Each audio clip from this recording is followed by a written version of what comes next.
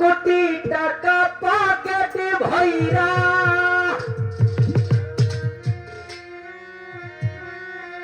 সঙ্গে মানুষ নিবা বইরা কিনতে জান্নাতের টিকে